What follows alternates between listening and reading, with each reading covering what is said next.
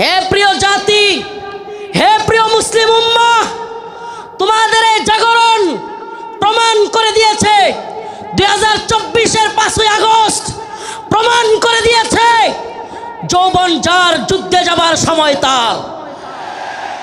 যুবকরা দেখিয়ে দিয়েছে হাসিনার লাফালাফি আর কাদেরের পালাবো না। কোথায় কাকা?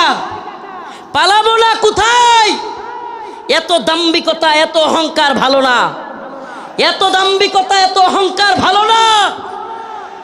মনে রাখবা, ফেরাউন নমরুদি আল্লাহর কাছে কোনো টাইম ছিল না, আর উবাইদুল কাদের আর হাসিনা। আল্লাহ পাক তোমাদেরকে পরিণতি দেখিয়ে দিয়েছেন। মুসলিম উম্মার যুব সমাজদেরকে বলি, ও প্রিয় উম্মার যুবকেরা, তৈরি হও নির্যাতিত নিপীড়িত মুসলিম উম্মার পাশে দাঁড়াবার জন্য। তৈরি হও আল্লাহর নবীর বিরুদ্ধে যারা যাবে বাংলার জমিনে, তাদেরকে অবশ্যই ওয়াজিবুল কতল, আল্লাহর নবীর গালি দেওয়ার শাস্তি, মৃত্যুদণ্ড করতেই হবে। রাজি আছো তো ইনশাআল্লাহ?